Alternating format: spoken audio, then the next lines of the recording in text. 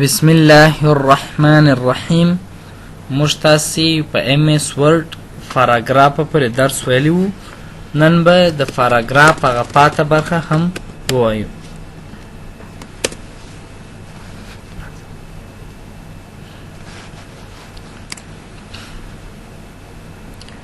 د پاراګراف موږ تاسې تر دغه شو هایډ پورې ویل دي چې دا موږ ویلي چې نن هغه نن پرنټینګ کرکټر دی، یعنی هغه توري چې موږ ته په چاپ کې نه راځي ویلي مو. نو په دې ځای کې موږ تاسې لیکنه کړې ده.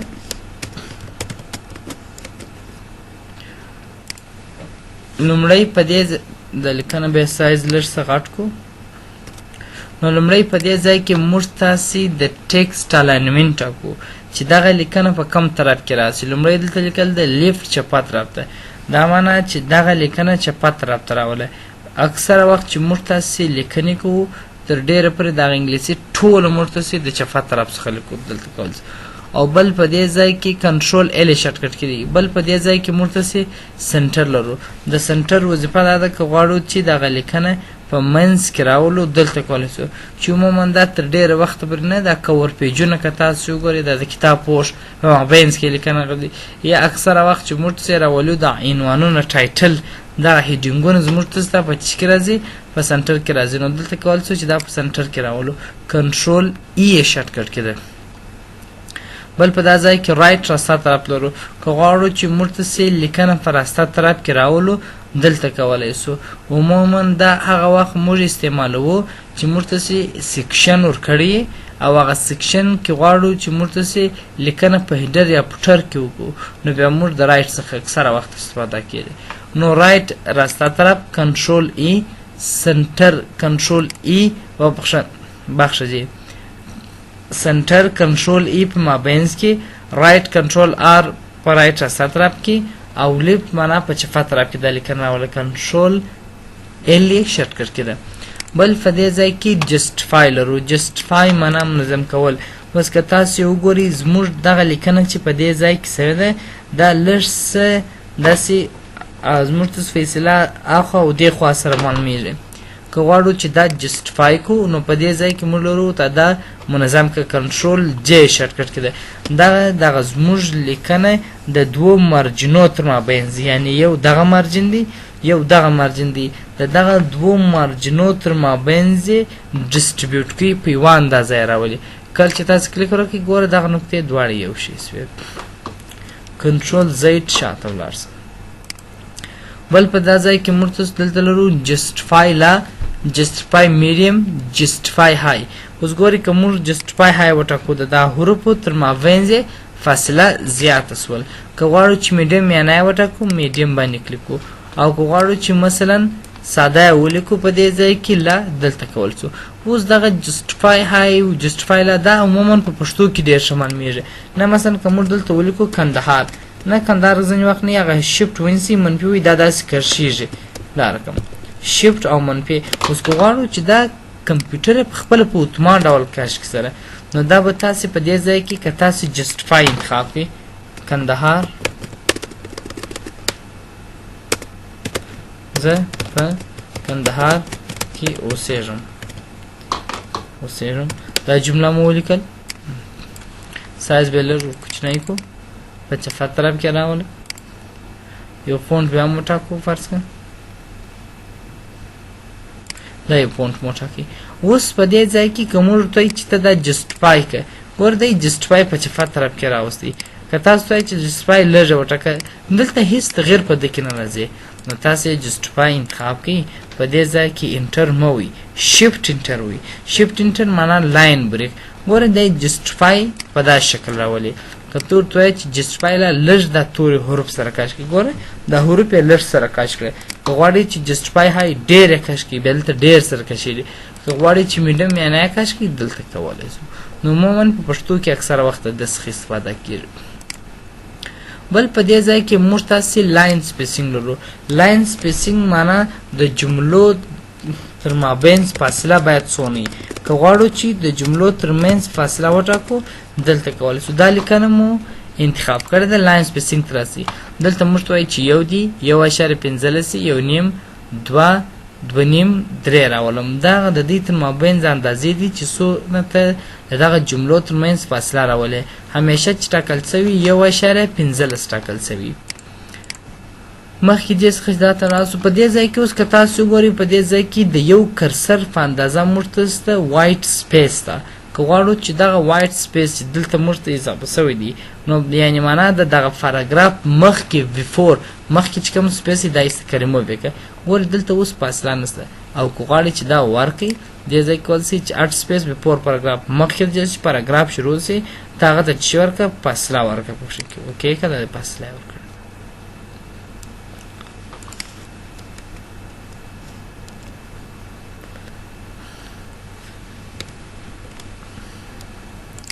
بل په دې ځای کې لرو ریموو سپیس افټر پاراګراف. د پاراګراف وروسته چې کوم فاصله ده هغه د منځه یوسه. مثلا ګورئ دا موږ دا وایټ دا بیفور سپیس ته کوو.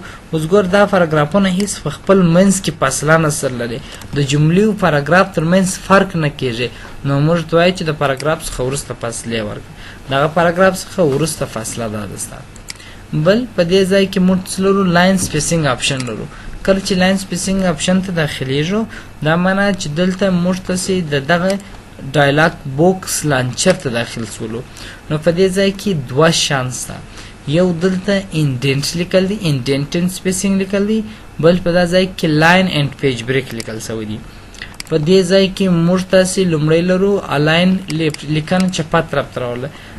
دا خبروي نه چې چپه طرف ته یې راولل سنټر مابینځ کې راسته طرف جسټفای هاي دا و. بل په دې ځای کې موږ تاسې آوټلاین لرو. آوټلاین مفهوم دا شی دی.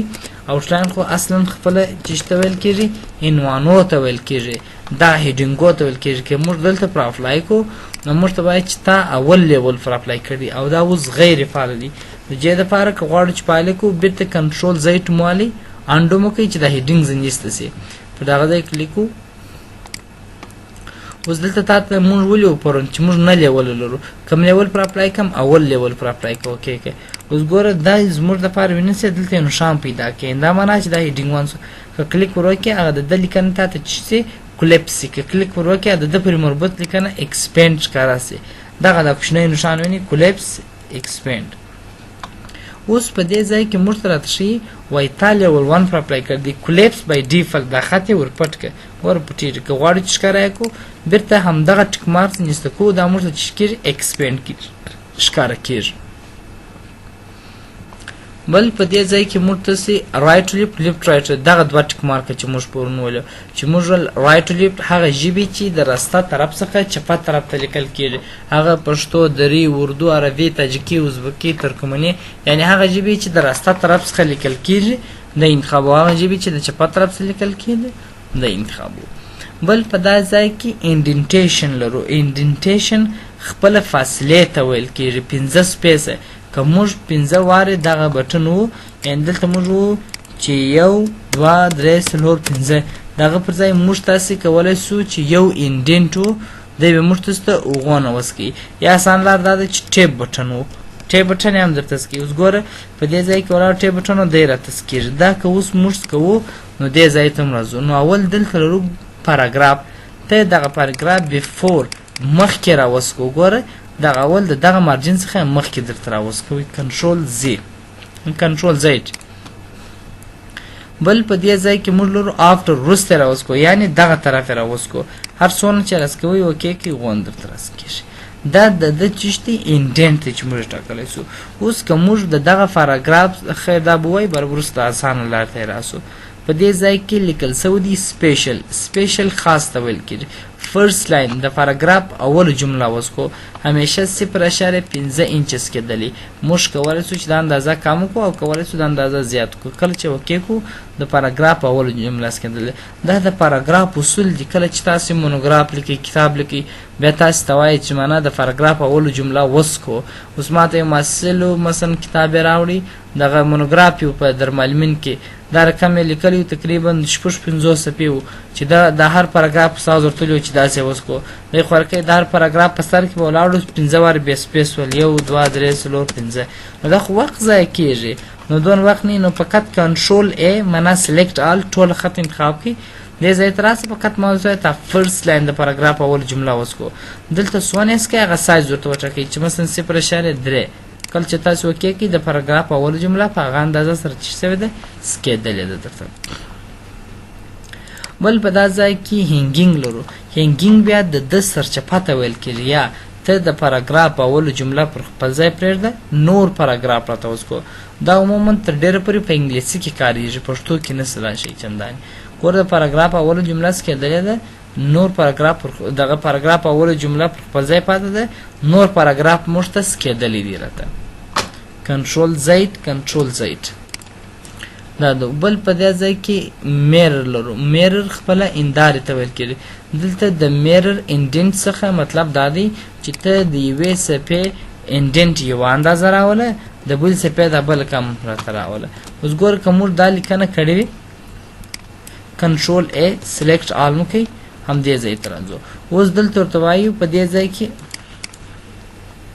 اول موږ بیفور پاراګراف لرو دا معنی چې ته دلته دغه پاراګراف دې خواته وسکو دا یوه اندازه مو ټاکل د چپه طرف سیم تس کولی سي چې راوسکو یعنې د راسته طرف څخه دلته دغه اپشن دا معنی چې د دغه طرف څخه ور وسکو اوس که موږ میرر ته پسې راسو میرر دا معنی چې یا داسې به پر خپل ځای پرېږدی منفي کوه منفي ته لمه بیا صفر ته بیت راولي کله چې موږ وکېږو اوس ګوره زموږ د یوې څپې ده یوې خواته یي د بل څپې ده به مو بلې خواته یي دغه اندازې به یې لږ فرق سره لري فرق یې نه دی راوستلی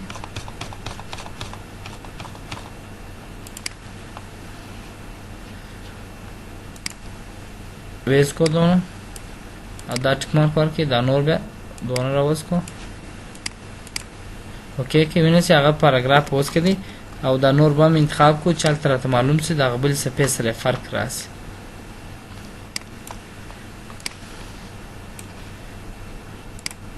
ورته دا راته وسکو دې طرف ته میرر انډنټ دا بل یې دونه وسکو کله چې تاسو وکې کوي په هغه اندازه درته راځي او دا نور بیا پر خپله پاته دی درته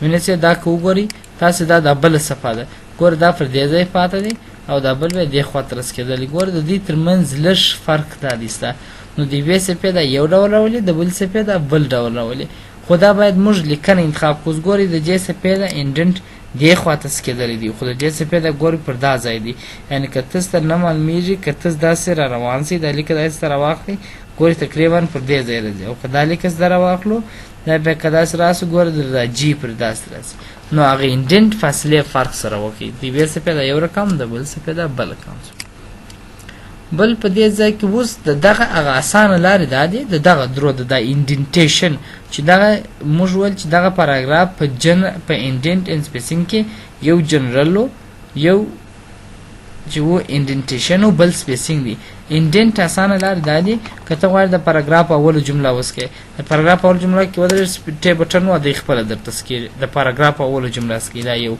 اوس که تاسو راسي په دې ځای کې دا خطکش ته ښه توجه وکړئ په دې ځای کې موږ تاسې اول دلته لرو فرست لاین انډنټ فرست لاین دا معنی چې اول جمله وسکو سوانس کې د خطکش په اندازه تا معلومیږي غونس کې دا که تا پاراګراف انتخاب کړي که چې ټوله صفحه انتخاب کړي که چې 60 صفحې انتخاب کړي په دغه ترتیب دی بل که دې ځای ته تاسو راسئ دغه موس دغه کونج ته راولي دې ته بیا هینګینګ ویل کېږي هینګینګ دا معنی چې اول جمله پر خپل ځای پرېږده نور پاراګراف راته وسکو او بل که چې دې خواته راسي دا بیا منفي خوا دا رقم تاسو فرست لاین هم کولی سئ او هینګینګ هم کولی سئ بلکې تاسو لاندې راولي دا که لاندې دغه کونج څخه ونیسئ دا دی دا بیا ټوله پاراګراف ته تاسو کوي چې چپه طرف ته راولي او که یې راسته طرف ته راولي دلته هم کولی سئ چې یا د دغه طرف څخه یې ته لږ داسې راوسکو دا یو پاراګراف ته ترس کوي اما پام وایي که تاسو دې ځای ته ورغلئ دا بیا مارجن دی مارجن دا معنی چې ټوله فایل بیا دغه رقم کېږي دی مارجن درته ټاکي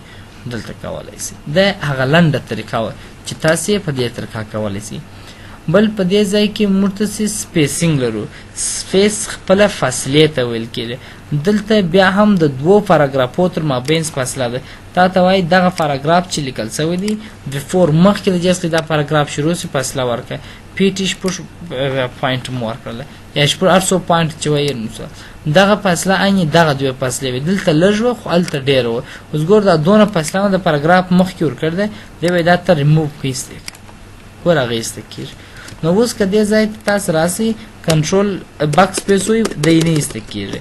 د دې دپاره ګور دلته موږ ته انډنټ اضافه سوی دي. دا رقم د دې اسان لار دا ده چې دلته ودرېږي انټر بټن ووایي په دې ځای کې هم په دغه اندازه سرته ترته کېږي، خو فرق یې دا دی چې په هغه په دې ځای کې لیکنه نه کېدلی، دلته په دې ځای کې لیکنه ورسره کېږي. او که غواړو چې دغه آفټر وروسته دغه بل لاندې پاراګراف د ویډیو پاراګراف دا زنجې کښته کوئ، دلته کولی شئ غونې کښته کړئ. بل په دا ځای کې لاین سپیسینګ لرو. لاین سپیسینګ بیا هم د جملو ترمنځ فاصله ده، عین لکه دا چې دلته 1.15 مو انتخاب کړی دی، دلته هم موږ فاصلې لرو چې دا 1.5 راولې، ډبل معنا 2 دانې راوله، دلته ګوري اوکې کوي 2 دانې راوستل دي، کنټرول زیډ، یعنی دا معنا چې دا ډبل، دا معنا چې دا اوس ګور که موږ دلته ورسو هلته بېرته ډبل انتخاب سوی وي په دې ځای کې، دا ډبل دی. او که دې ځای تاسو راسئ چې اټلیسټ راته راوله 12 پوینټ یې راوله، دلته کولی شئ چې 12 پوینټ یې راولئ، کولی شئ چې د هغه 12 پوینټه تغیر هم کړي در سره اګزاکټلی کټ مټ یې مثلا 2 راته راوله، هر څونه سایز ورته ټاکئ اوکې کوي په هغه اندازه درته راځي، فاصلې لږ لږ کول کېږي. نو دا د لاین سپیسینګ دی چې څو ملټیپل معنا 3 دانې وټاکه، ته کولی شئ چې یا 4 وټاکه 5 وټاکه، هغه په پوینټ اندازه سوی او دا په انچ اندازه سوی دی چې هر یو ورته ستا اسانه خو همیشه لنډ خبره 1.15 باید انتخاب خلاص. بل په دې ځای کې ډونټ اټ سپیس بټوین پاراګراف اف د سیم سټایل، د جې مفهوم څه دی؟ زه رانم دې ته مو یو ډیزاین کړی، اوس دا ټوله لیکنه مو انتخاب کړی ده. په دې ځای کې دا ټک مارک دا معنا لري چې ډونټ اټ سپیس بټوین پاراګراف اف د سیم سټایل، که چیرې 2 پاراګرافونه یو رقم ډیزاین ولري د هغو تر مابینځ چې کومه فاصله ده هغه فاصله له منځه یوسه، هغه فاصله مو ورکړو. که تاسې اوکې کړئ دلته چې کومه فاصله موجوده وه هغه یې ایسته کړل او دلته یې فاصله ورکړې ده، دا په دې خاطر چې د ترمنځ فاصله شته چې د دې خو ډیزاین جلا دی، دا سایز 14 دی، دا هیډینګ 1 دی، دا باډي اف د ټیکسټ دی او 11 سایز دی، نو دغه فرق دی. دا د اوس پاو دا خو به ډېر نه بس ته د نن دپاره دغونه بس ته، نور به انشاءالله الرحمن په راتلونکي درس ګورو. د الله په امان.